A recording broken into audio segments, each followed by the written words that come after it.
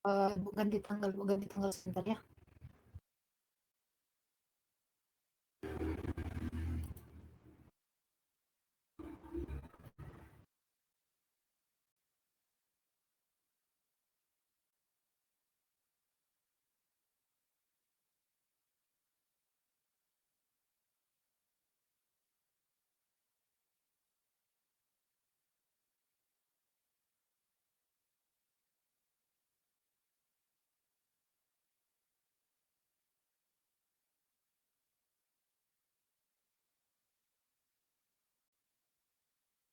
Oke, Assalamualaikum warahmatullahi wabarakatuh. Hari ini adalah pertemuan ke-13. Maaf ya, jadi kita tiap hari masuk nih, besok masuk lagi. Karena mengejar berapa kali yang tidak masuk minggu-minggu lalu ya. Oke, materi kita hari ini tentang sebaran peluang acak diskrit. Itu ada banyak sebaran peluang acak diskrit. Tapi untuk pertemuan ke-13 ini yang kita bahas itu adalah 3 jenis sebaran peluang dari pengobatan diskrit. Pertama itu adalah distribusi seragam. Kemudian yang kedua adalah eh, distribusi binomial, dan yang ketiga adalah distribusi multinomial.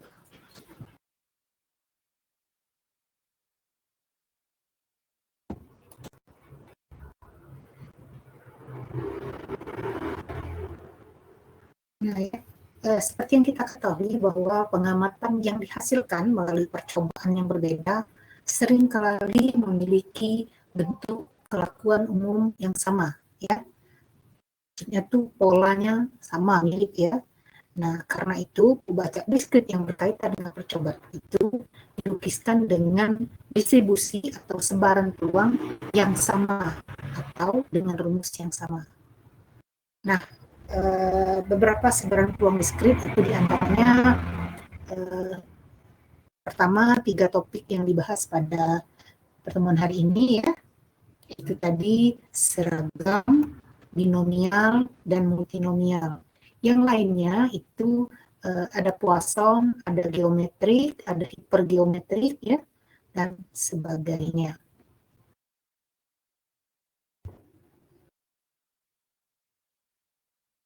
Nah, definisi pembaca diskrit uniform. Jadi sebelumnya perlu diketahui bahwa distribusi uniform atau seragam ini ada yang diskrit, ada yang kontinu.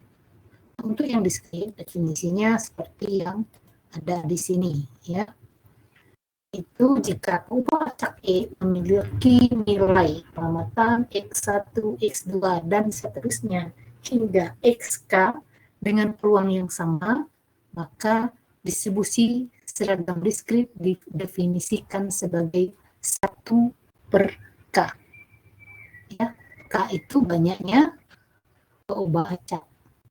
Sementara rataan atau min dan variansi dari distribusi seragam diskrit itu uh,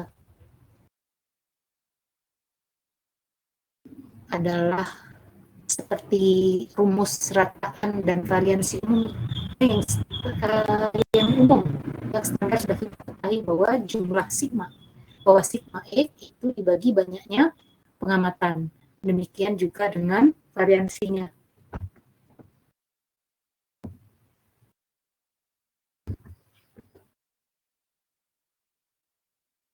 Perhatikan contoh berikut.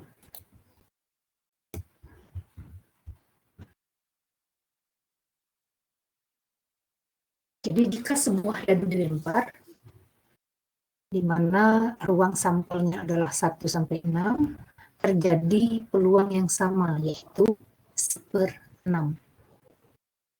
Ya, jadi ada 6 mata dadu, lempar. Nah, peluang masing-masing mata dadu itu sama, yaitu 1/6. Itulah contoh dari sebaran peluang seragam diskrit. Demikian juga kalau kita melempar satu koin, ya, uang muncul muka dan gambar itu sama, yaitu sama-sama setengah.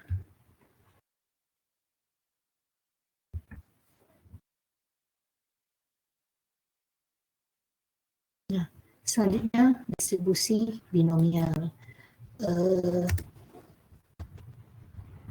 Dasar dari sebaran atau distribusi binomial adalah proses Bernoulli. Ya. Jadi kalau kita melakukan percobaan berulang-ulang, kemudian hasilnya hanya ada dua kemungkinan, yaitu sukses atau gagal. Definisi sukses itu lebih luas maknanya, ya, bukan pengertian misalnya sukses ujian, tidak sukses ujian. Jadi sesuatu, jadi ketika kita melakukan satu percobaan dan hasil yang kita harapkan itu muncul, itulah yang disebut sukses. Dan sebaliknya, yang kita tidak harapkan muncul, itulah yang disebut percobaan yang gagal. Nah, kalau di sini diberikan contoh pengujian satu produk untuk menentukan berapa jumlah yang cacat dari N pengujian atau usaha. Pada setiap pengujian ditentukan bahwa suatu produk cacat atau tidak cacat. Dan setiap pengujian bersifat independen, tidak bergantung pada pengujian sebelumnya.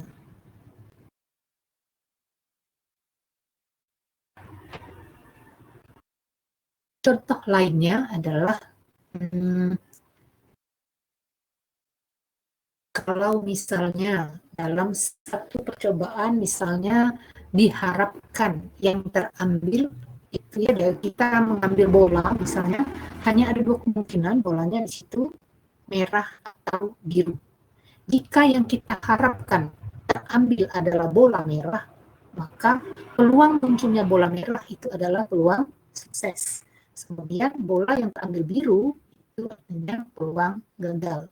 Sebaliknya, jika kita mengharapkan yang terambil adalah bola biru, maka peluang terambil bola biru itu adalah peluang yang sukses, dan sebaliknya terambil bola merah berarti peluang yang gagal. Ya. Jadi itu makna yang lebih luas dari peluang sukses dan gagal. Nah, sifat-sifat proses Bernoulli. Pertama, eksperimen terdiri dari N usaha yang berulang, ya, berulang. Kemudian setiap usaha memberikan hasil yang dapat diklasifikasikan menjadi sukses atau gagal. Kemudian peluang dari sukses adalah P yang bersifat tetap dalam setiap usaha, dan kemudian tiap usaha tersebut bersifat independen satu sama lain.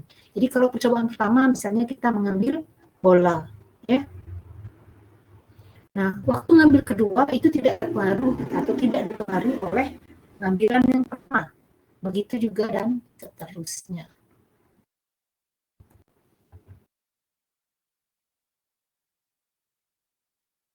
Perhatikan contoh proses Bernoulli.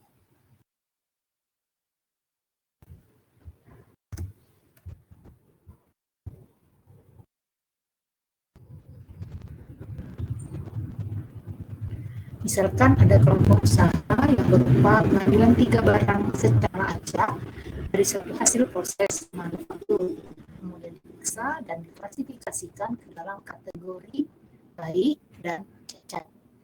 Misalkan X itu adalah perupa acak yang menyatakan jumlah barang yang cacat, maka nilai yang mungkin dari X itu berarti 0, berarti tidak ada yang cacat, semuanya baik, ya.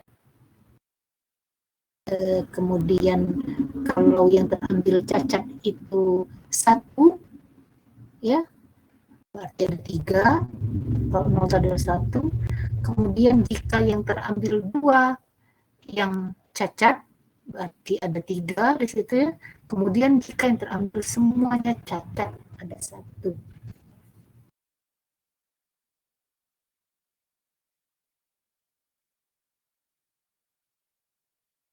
Maka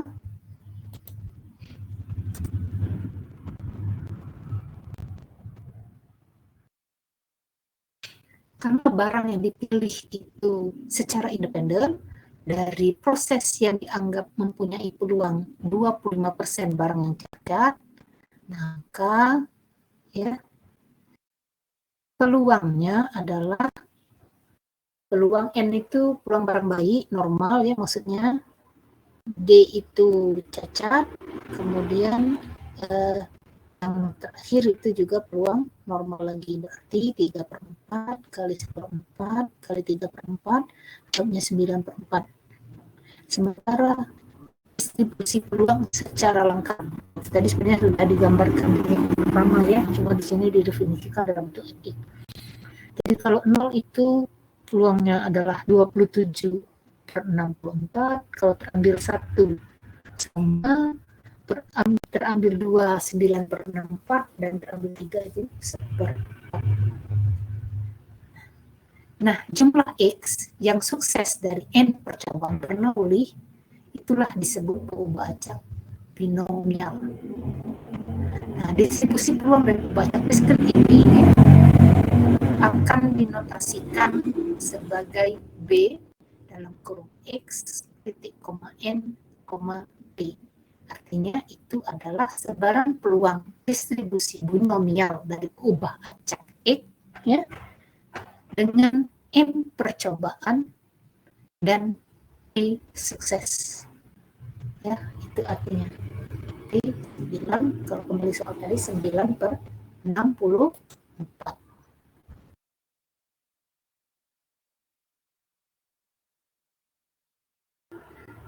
Selanjutnya kita masuk ke distribusi binomial.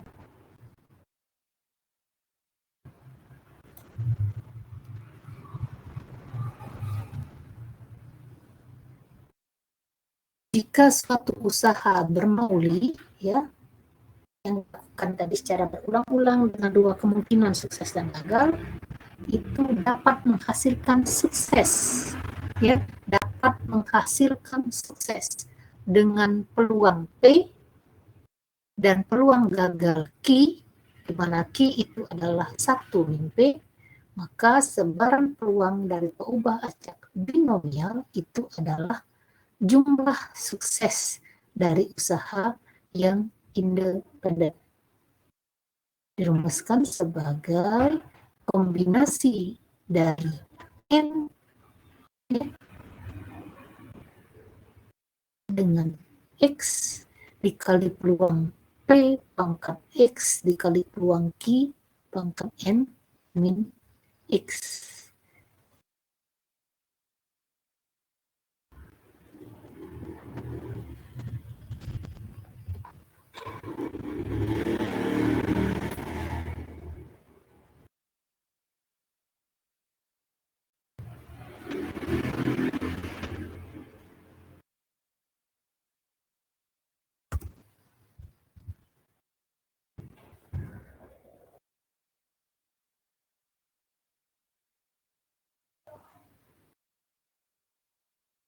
Nah, biasanya ya kita akan menentukan peluang X lebih kecil daripada R atau peluang X terletak antara A sampai B.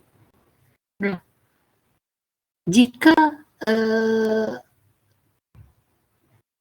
R-nya atau N-nya kecil, ini tidak jadi masalah ya.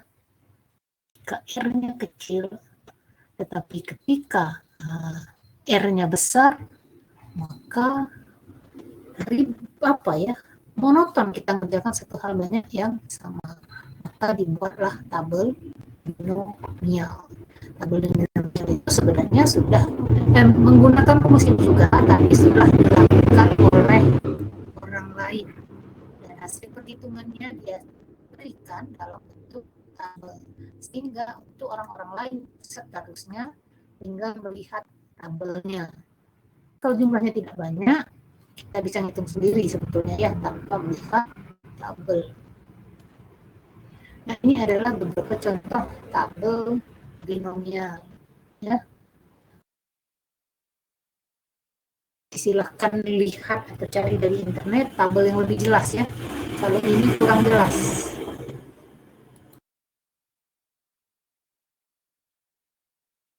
Nah, ini juga sebenarnya ibunya menunjukkan banyak ya, lumayan banyak panjang tabelnya, tidak bisa dilihat dari sini. Lebih clearnya tuh kamu cari tabel Bernoulli, tabel binomial yang akan menunjukkan secara lengkap dan jelas. Contoh,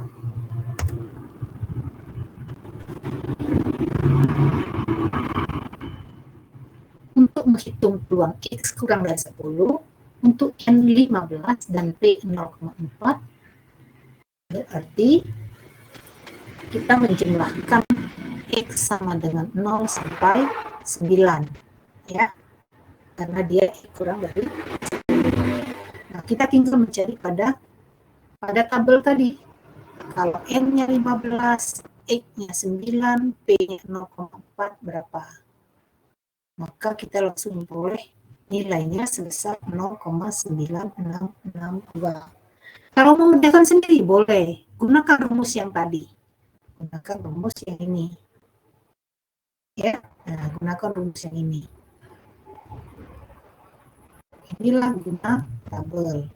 Ini juga kalau untuk X sama dengan 5, berarti kita menjumlahkan dari fungsi binomial itu dari X sama dengan 0 hingga 5 dikurang X sama dengan 0 hingga 4. Maka kita peroleh peluangnya adalah 0,1859 setelah dari proses pengurangan. Ini adalah contoh ketiga.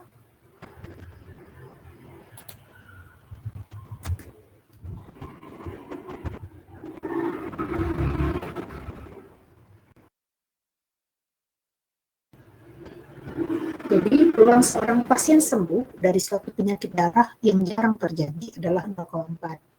Jika diketahui 15 orang yang telah mengidap penyakit ini, tentukan peluang bahwa sekurang-kurangnya 10 orang bisa sembuh, kemudian dari 3 sampai 8 orang bisa sembuh, maksudnya yang sembuh itu bisa 3 sampai 8 orang, kemudian tepat 5 orang yang bisa sembuh.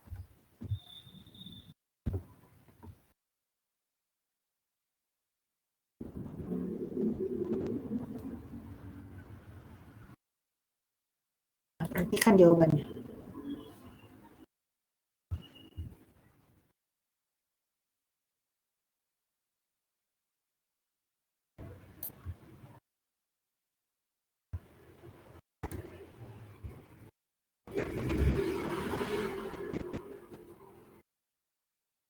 Jadi, pertama kita misalkan dulu X itu adalah jumlah orang yang sembuh, berarti N-nya ada 15, P-nya ada 0,4.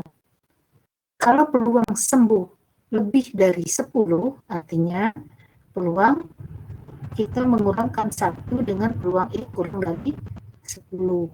Ya. Setelah kita hitung, kalau punya tabel, lihat tabel, nggak punya tabel, hitung sendiri, kita akan peroleh nilainya adalah 0,0336. Kemudian peluang X terletak antara 3 sampai 8, berarti kita mengurangkan peluang X mulai dari 0 sampai 8 hingga dikurangi peluang X sama dengan 0 hingga 3. Ya. Sama seperti tadi, boleh lihat tabel, boleh kerjakan sendiri. Setelah itu kita peroleh angkanya adalah 0,905 dan 0,0271 dan hasil pengurangannya adalah 0,6779. Sama dengan yang C, itu artinya setelah melihat tabel kita peroleh hasilnya adalah 0,1859. Nah, nanti kalian cek ya, apakah ada yang salah lihat tabel atau tidak. Kemungkinan itu tetap ada.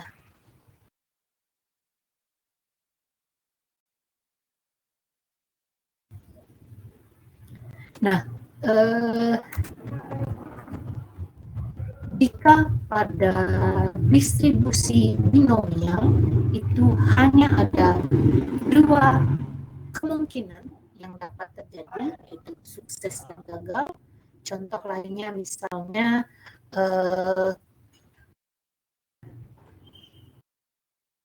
kita menghendaki merah, Dan yang kejadian lain ada biru, berarti merah sukses, biru gagal. Atau misalnya yang sudah nyata, kita berharap misalnya pemenangnya perempuan, tapi ternyata laki-laki, berarti yang perempuan itu. Jika yang menang perempuan, maka peluang suksesnya adalah perempuan. Demikian juga sebaliknya, jika kita mendaki misalnya yang menang adalah laki-laki, maka yang kejadian sukses itu apabila yang menang adalah laki-laki. Artinya hanya ada dua kemungkinan. Sementara eksperimen multinomial yang akan nanti mengarah kepada sebaran multinomial itu apabila kemungkinan terjadi itu lebih dari dua. Kalau 3 disebut trinomial dan lebih dari 3 disebut multinomial. Ada juga yang disebut kalau 3 itu sudah multinomial. Nah, sebaran multinomial itu pada dasarnya merupakan perluasan dari sebaran binomial.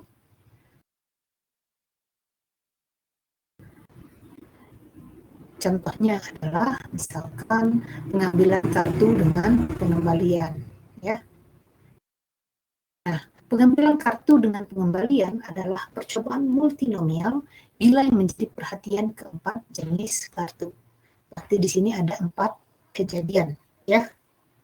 Nah, rumusan dari binomial jika dikembangkan menjadi multinomial, maka kombinasi n dari x1, x2, dan x3 itu adalah n faktorial dibagi x1 faktorial dikali x2 faktorial dan seterusnya hingga dikali xk faktorial.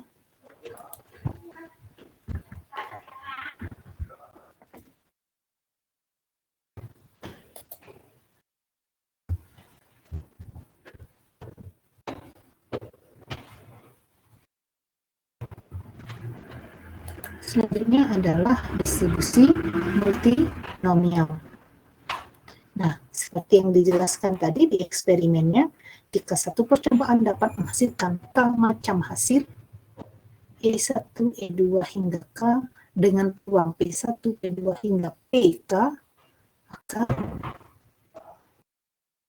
sebaran peluang dari perubahan acak X1, X2 hingga XK yang menyatakan banyak terjadinya E1, E2 hingga IK dalam N usaha yang independen itu adalah fungsinya ya didefinisikan sebagai kombinasi dari N dan X1 itu XK dikali peluang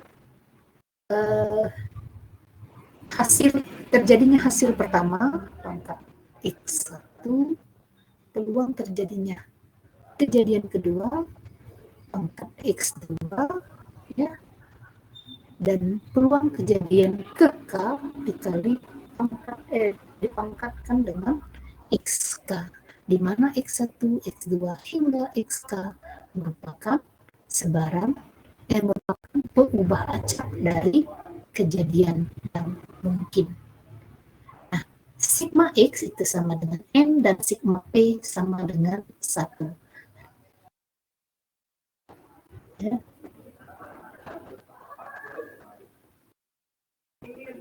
Jadi N itu adalah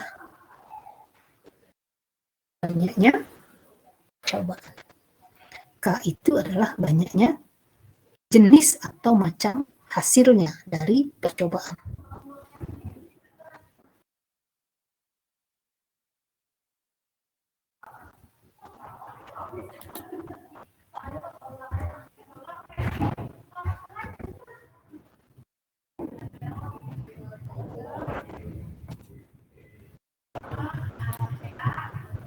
Nah, contoh 4. Sepasang dadu dilempar sebanyak 6 kali. Tentukan peluang memperoleh jumlah 7 atau 11 sebanyak 2 kali. Angka yang sama sekali, maksudnya angka yang sama sekali itu angka yang sama ya, berarti 11, 22, dan kombinasi sisanya sebanyak 3 kali. Jadi kita list dulu kejadian pertama itu apa ya. Kejadian pertama itu adalah munculnya jumlah 7 atau 11. Ya, munculnya 7 atau 11. Kemudian kejadian keduanya adalah pasangan bilangan yang sama. Yang muncul itu adalah pasangan bilangan yang sama. Dan kejadian ketiga adalah bukan dari dua kejadian tersebut. Jadi kombinasi yang lain asalkan bukan jumlah 7 atau 11 atau pasangan bilangan yang sama. Maka kita peroleh bahwa peluang dari masing-masing kejadian tersebut adalah 2/9, 1/6, dan 11/18. Sehingga sebaran peluang multinomialnya adalah, itu tanda sama dengan ya, itu tanda sama dengan, dan ini ada tanda bagian ya, per. Nah, cek kembali hasilnya, jawabannya adalah 0,1127. Untuk meyakinkan, kamu cek kembali, Ibu tidak menerangkan secara detail proses perhitungannya, karena ini tinggal sebenarnya aljabar saja ya, teknik berhitung kamu.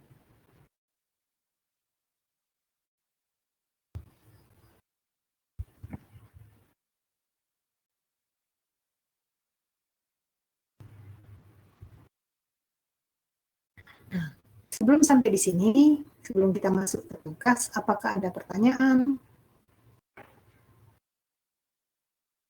Nah, oke. Pertanyaannya atau tugasnya adalah ya, ini ada beberapa contoh ya yang Ibu tuliskan secara ringkas. Tuliskan secara ringkas. Tugas kamu pada pertemuan hari ini adalah memperjelas. Nah ya, 2/9 ini dari mana? 1/6 ini dari mana? 11/18 ini dari mana? Dan mengecek hasil perhitungannya apakah betul 0,1127.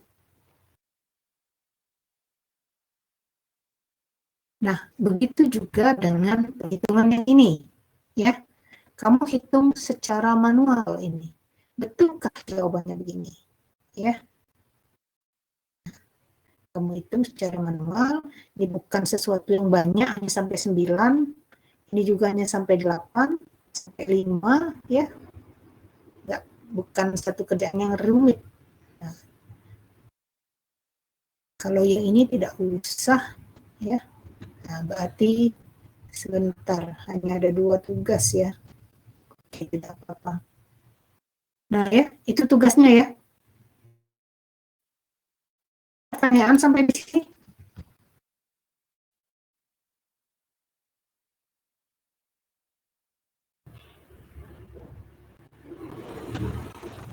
Apakah ada pertanyaan?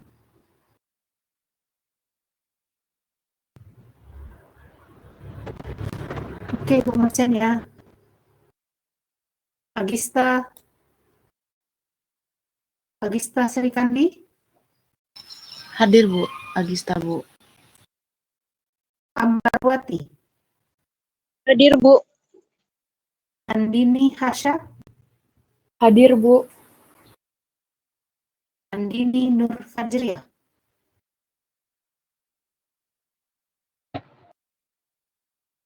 Andini Hadir, Nur Bu. Fajriah?